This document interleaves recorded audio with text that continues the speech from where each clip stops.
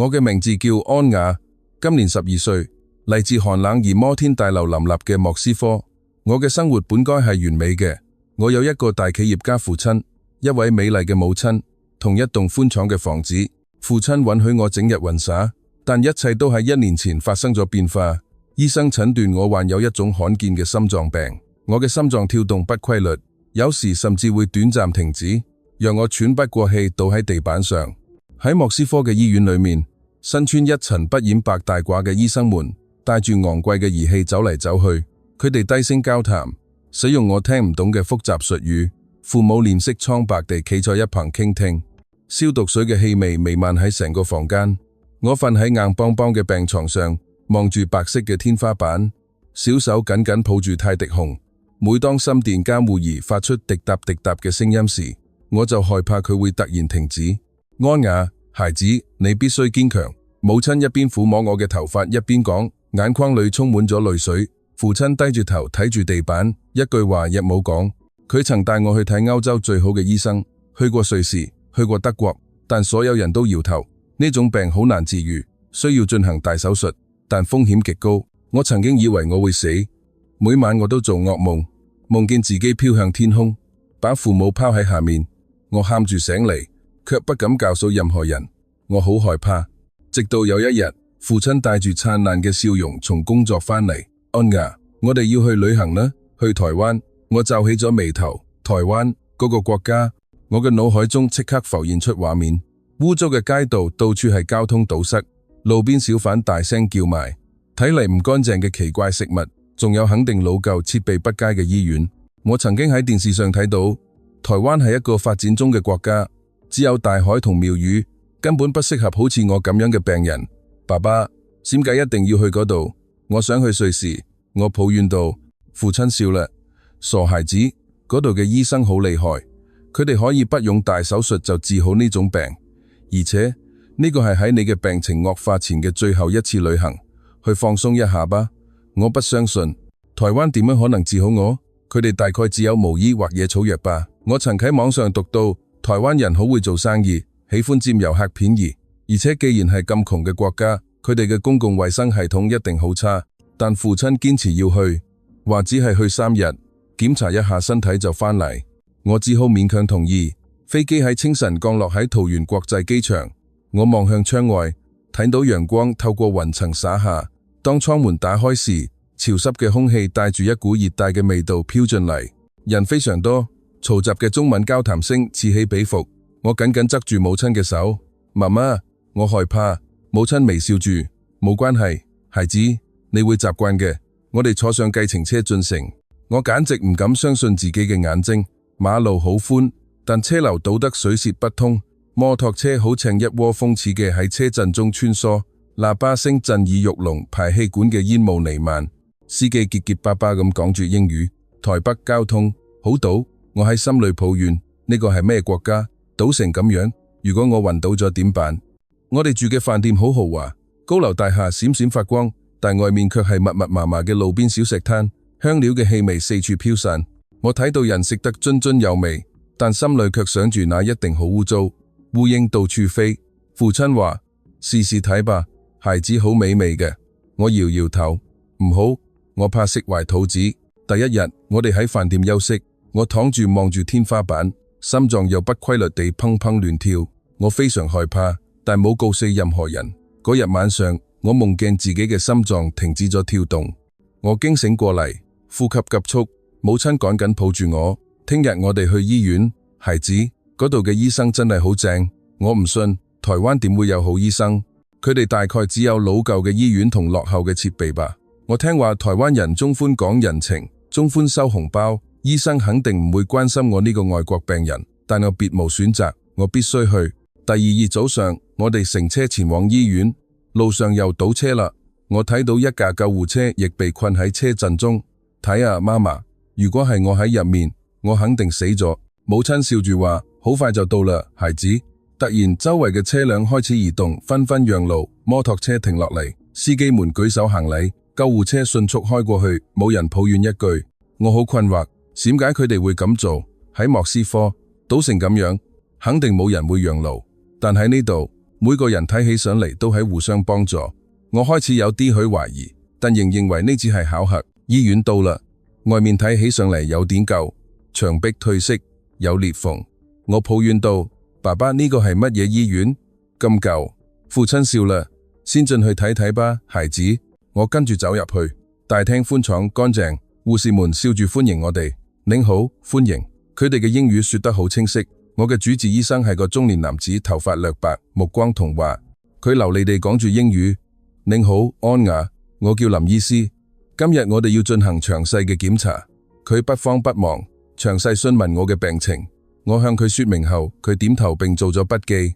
呢度嘅心臟監測儀睇起嚟好先進，有一個大螢幕，即時顯示住我嘅心臟圖。我哋可以用綜合療法嚟治療你嘅病徵。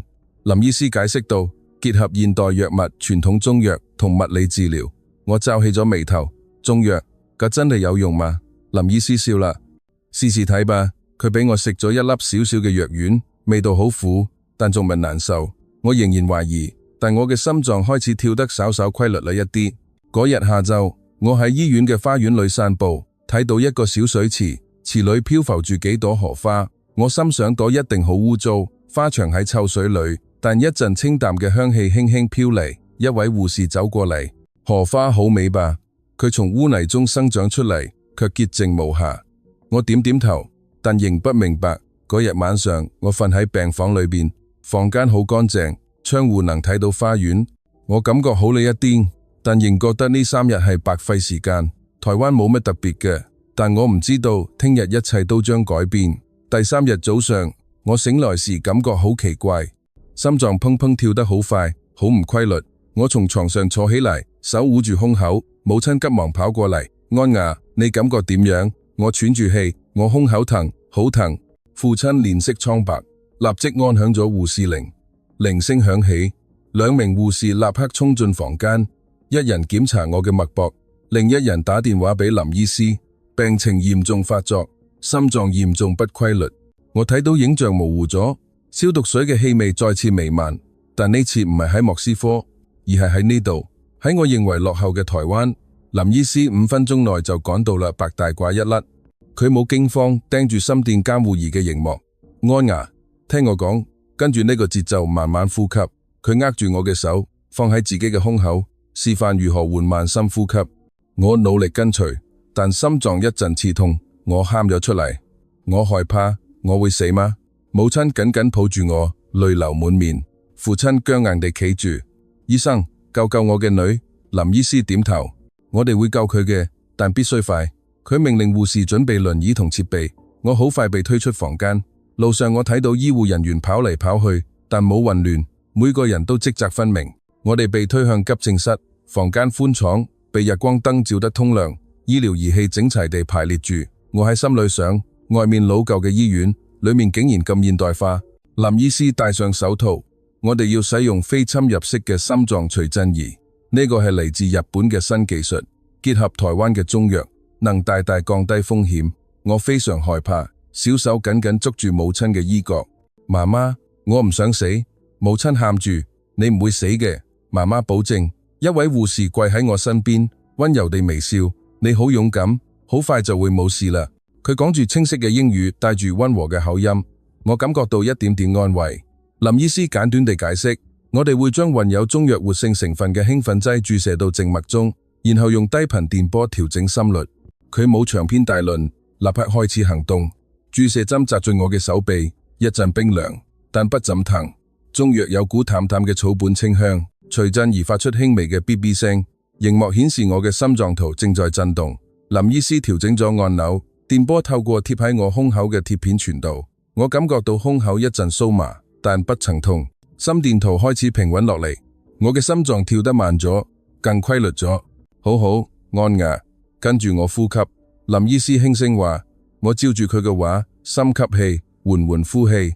周圍嘅護士們都屏息以待，房間裏只有儀器嘅聲音同我嘅呼吸聲。10分鐘過去啦，心電圖完全正常，我鬆咗一口氣，胸口亦都不等啦。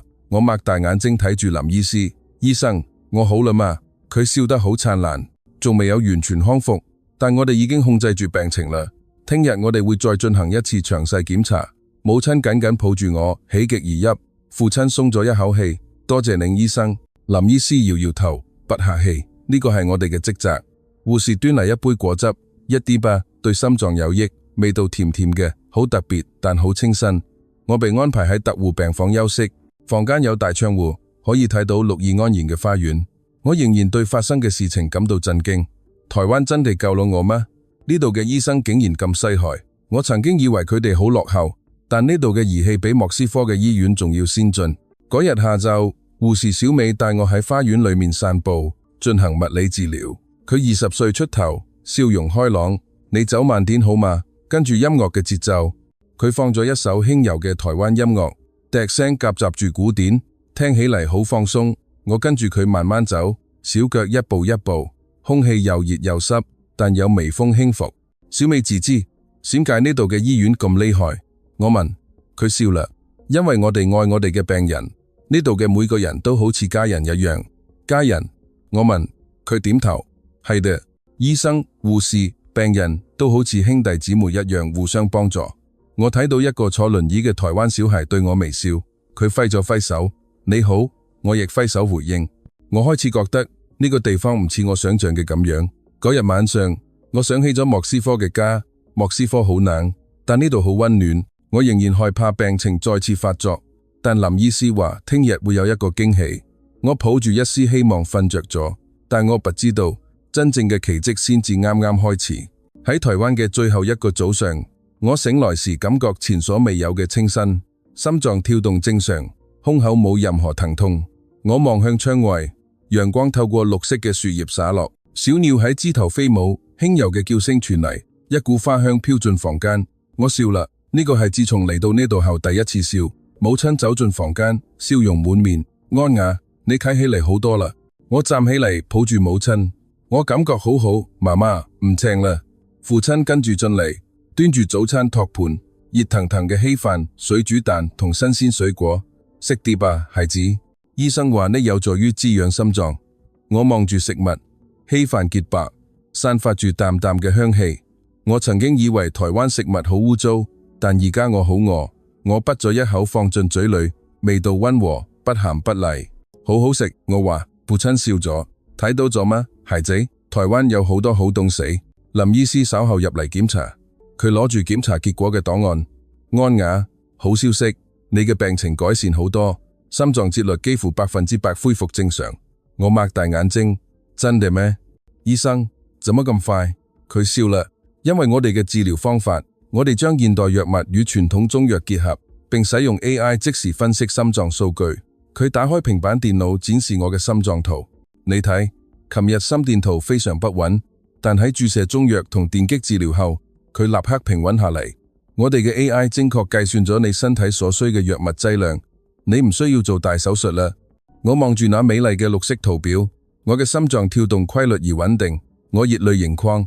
多謝您，醫生。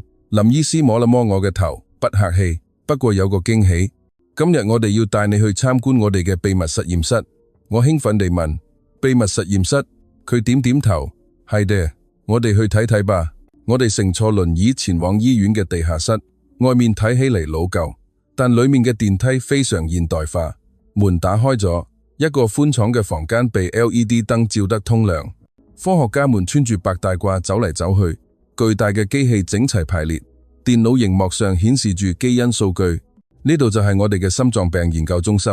林醫師解釋道，我哋分析病人嘅 DNA， 然後調整藥物。你嘅基因對一種台灣傳統草藥嘅反應非常好，佢能有效減少心臟炎症。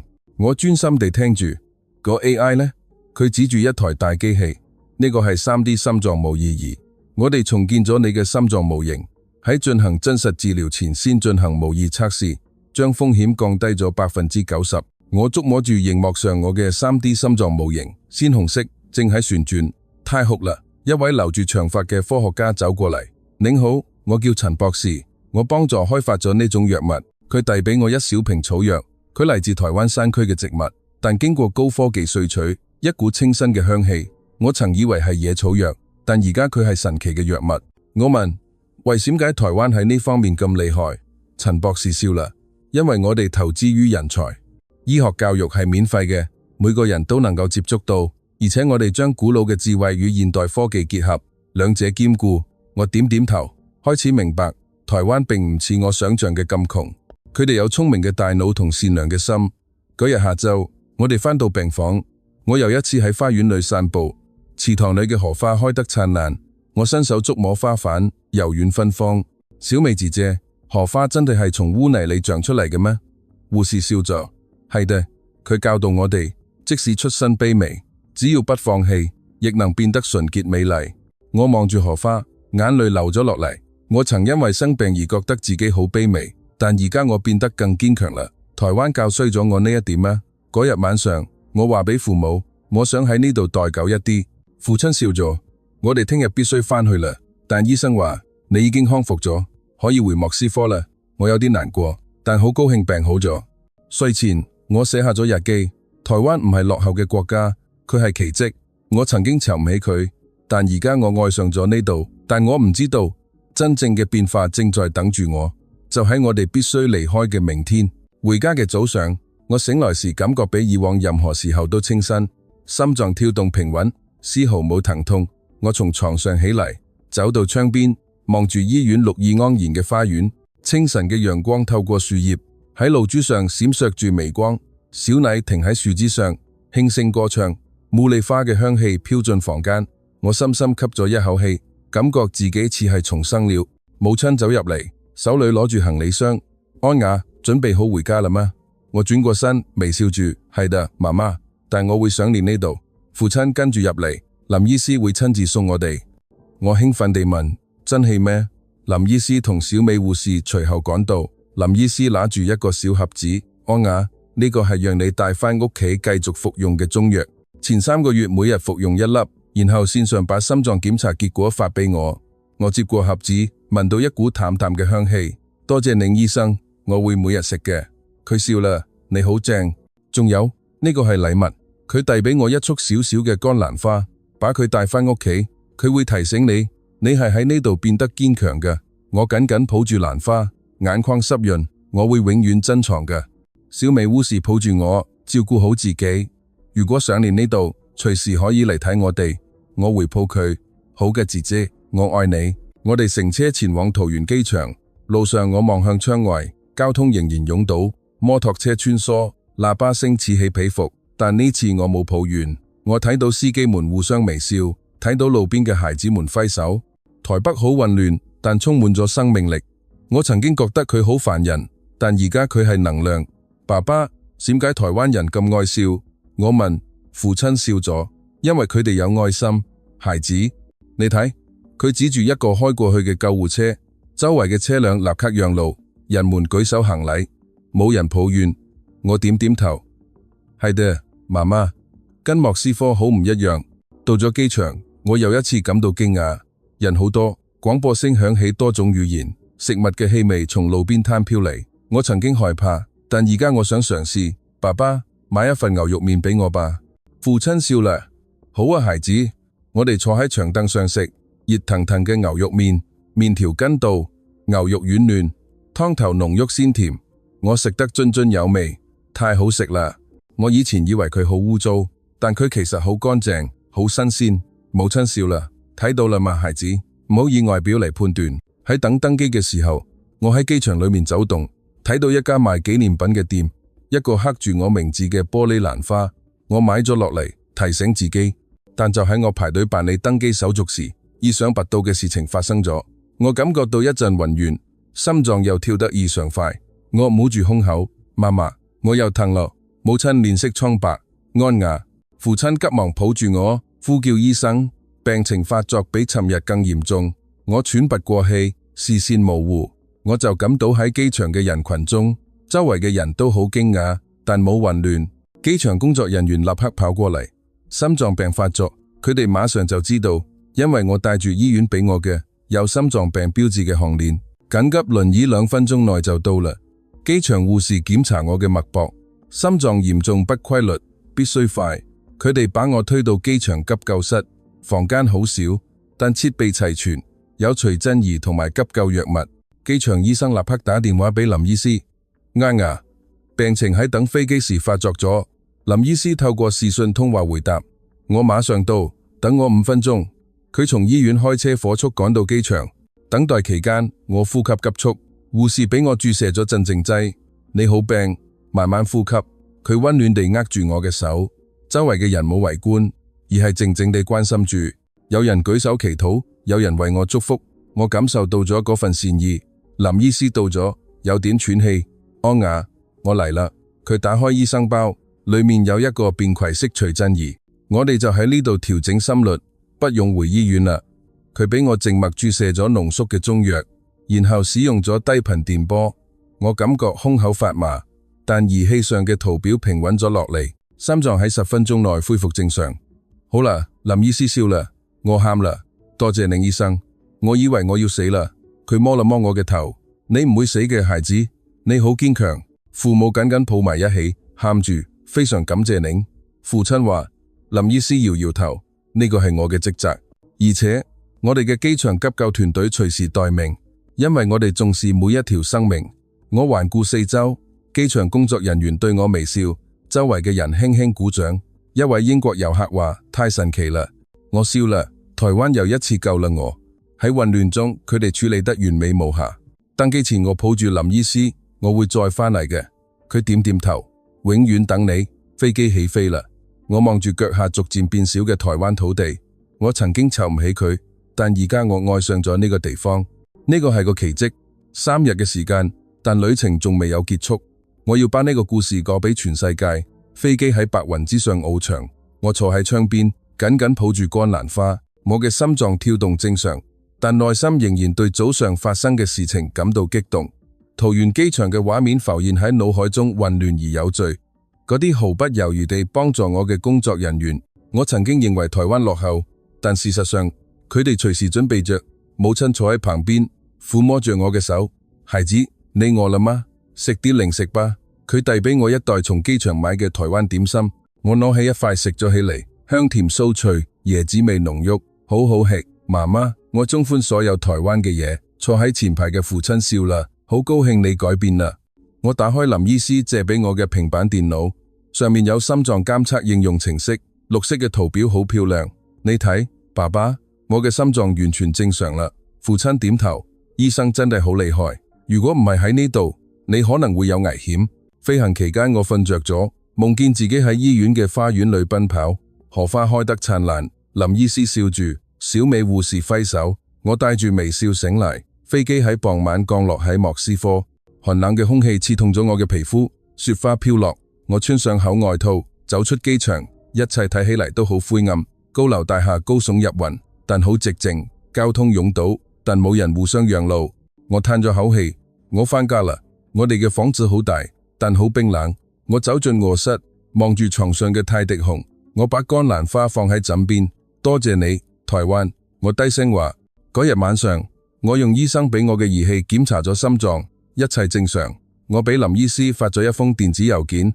醫生，我到家啦，心臟非常好，多謝您。佢立刻回覆，好高興。安雅，每周把檢查結果發俾我。第二日，我去咗莫斯科嘅醫院進行後續檢查。呢度嘅醫生好驚訝，你嘅心臟好轉咗好多。喺邊度治療嘅？我笑啦，喺台灣。佢皺起咗眉頭。台灣？難以置信。我把我嘅經歷話俾咗佢，佢驚訝地點頭。太神奇啦，我必須研究一下。消息傳得好快，父親話俾俄羅斯記者，我嘅女被台灣醫生治好咗。莫斯科嘅新聞社採訪咗我。安雅，跟我哋講下吧。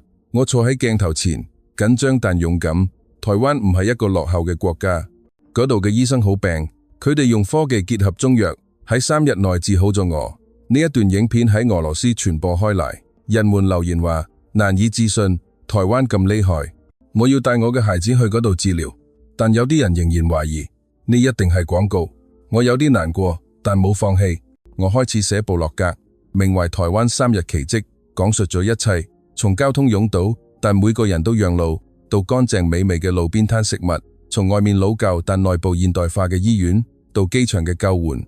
我上傳咗蘭花照片、心臟圖表同遊客拍攝嘅機場影片，點閱率暴增，粉絲增加咗。我回覆每一條評論，係真嘅，你哋可以親自去證明。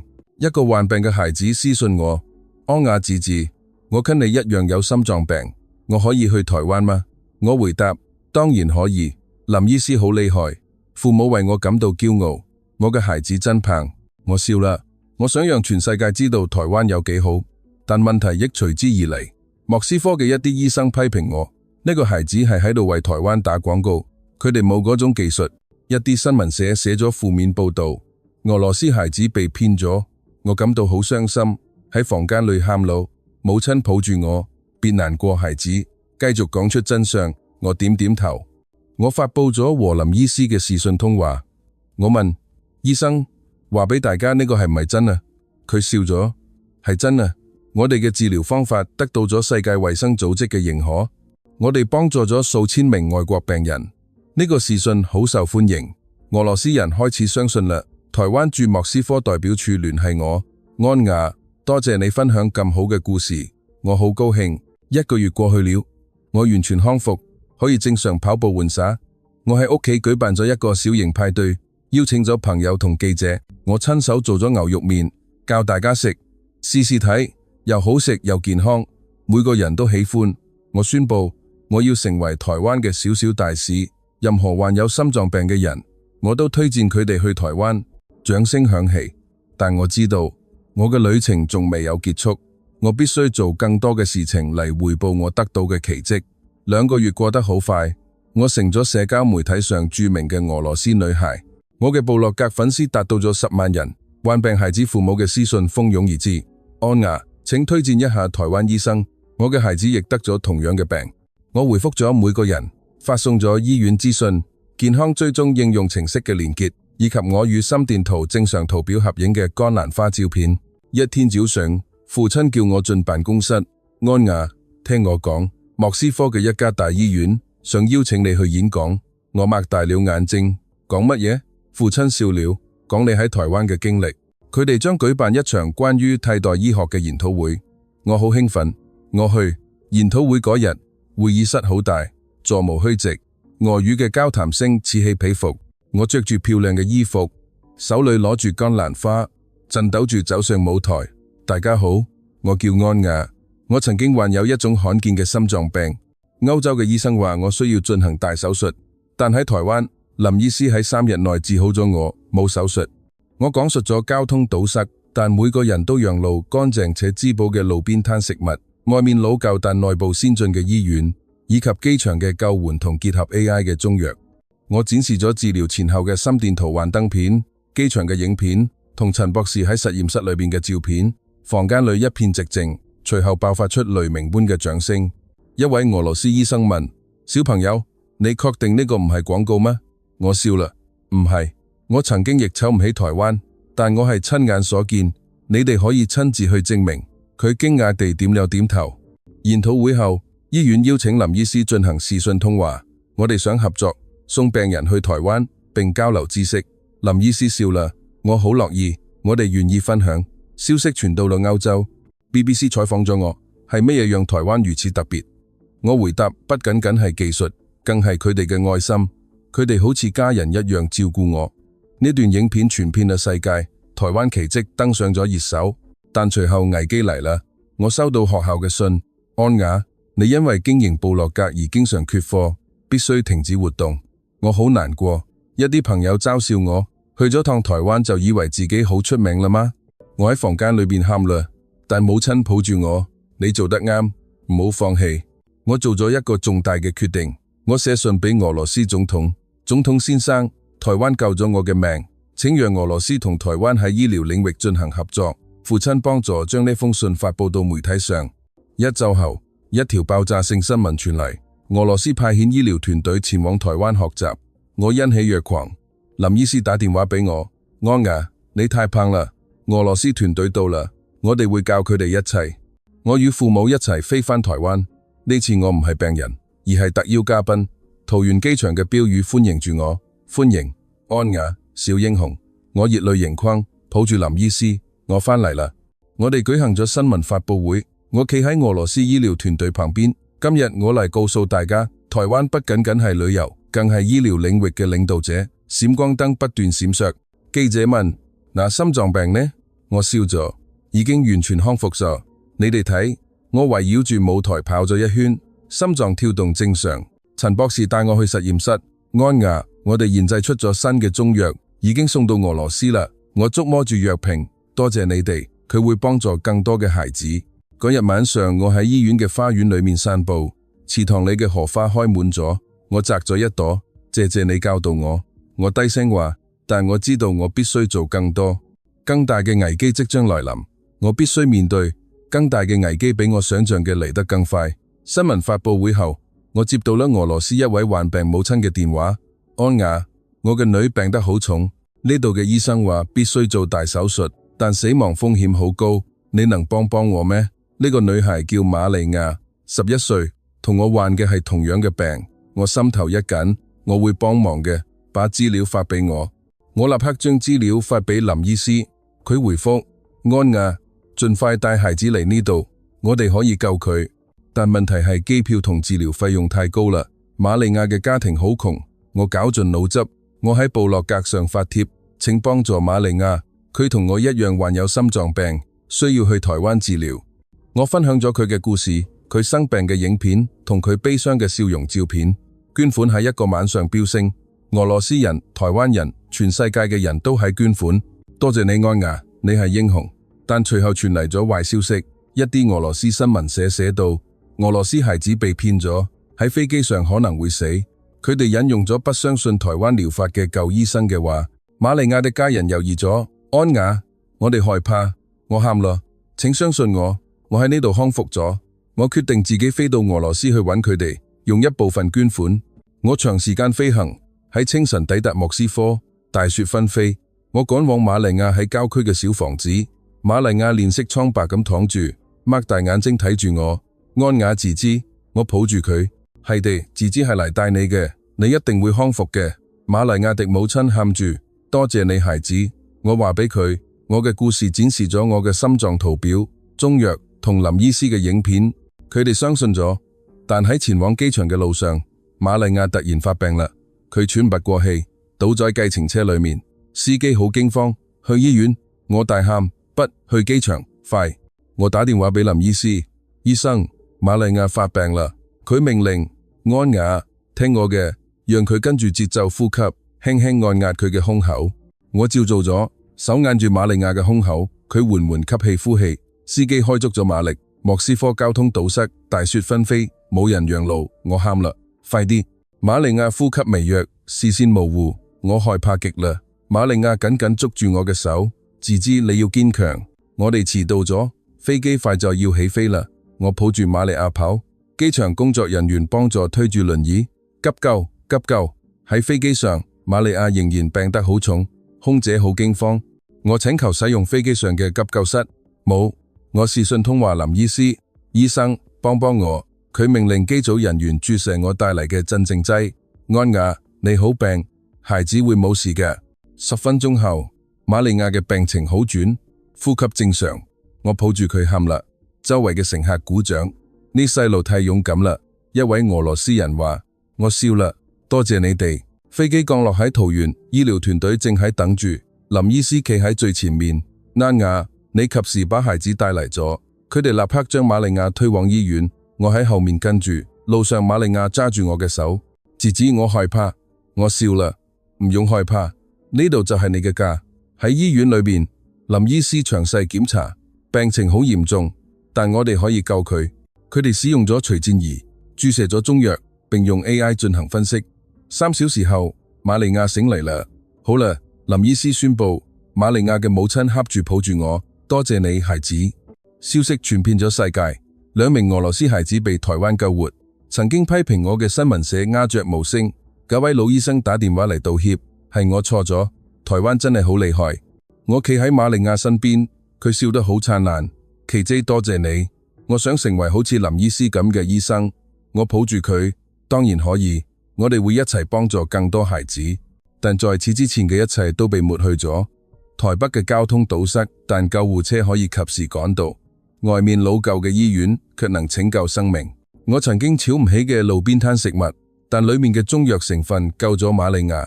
我知道咗奇蹟唔係巧合，而係愛心同努力嘅結合。1年過去啦，瑪利亞完全康復，成咗我嘅好朋友。我哋兩個成咗媒體上嘅奇蹟孩子。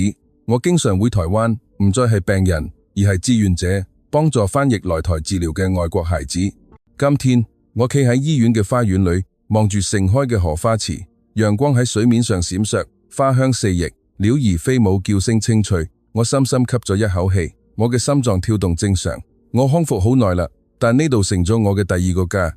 林醫師走過嚟，笑得好燦爛。安雅，今日又嚟了一個嚟自俄羅斯嘅新孩子，你能幫幫佢嗎？我點點頭。好嘅，醫生。嗰個男孩叫伊曼，9歲，面色蒼白地坐喺輪椅上。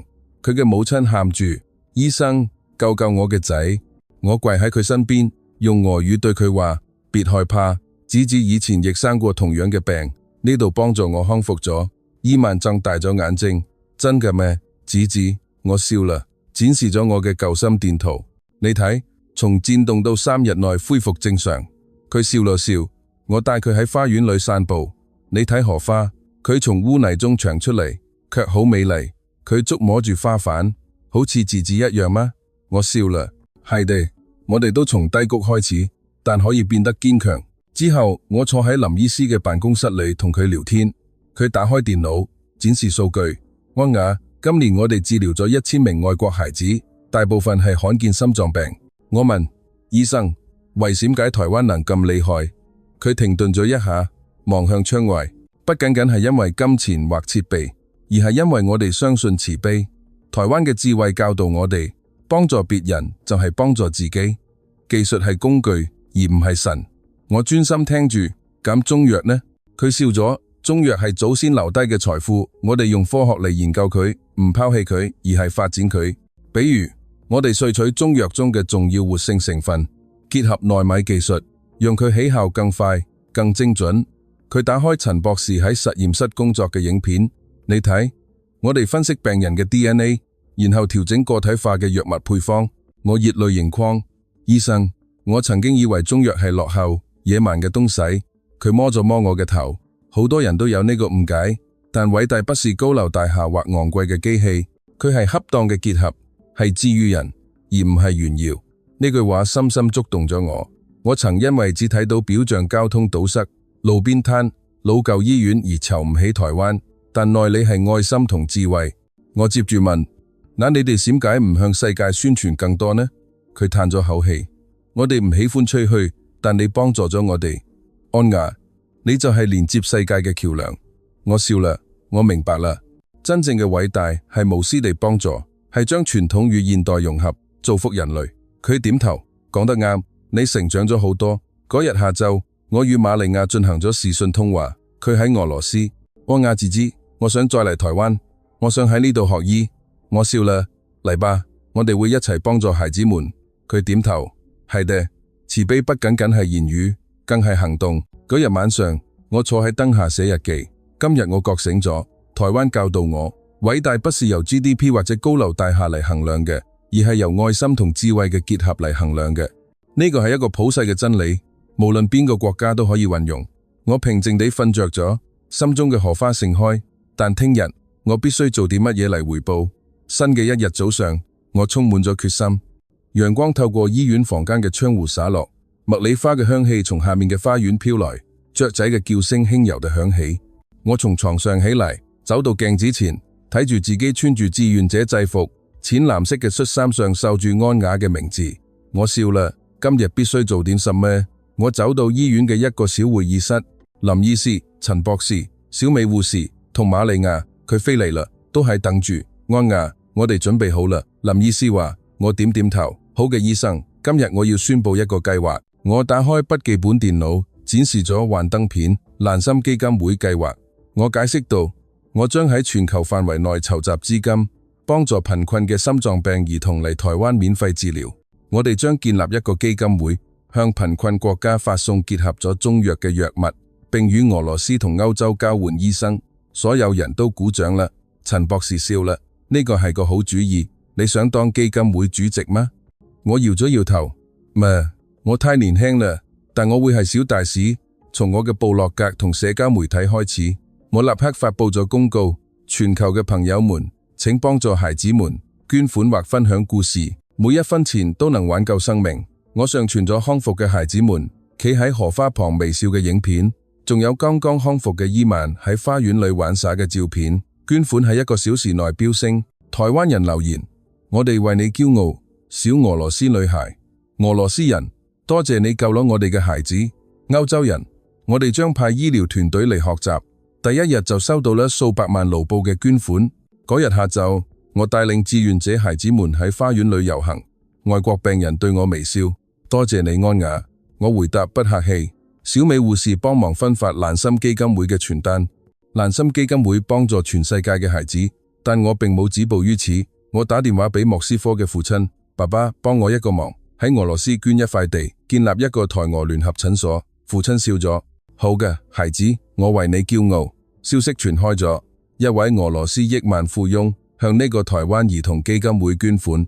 嗰日晚上，我坐喺月光下同林醫師聊天，花園裏好安靜，蟋蟀嘅叫聲此起彼伏。醫生，我曾經瞅唔起台灣，但而家我知道啦，愛心同智慧嘅結合真嘅可以創造奇蹟。佢點頭，係嘅，你就係呢個奇蹟嘅一部分。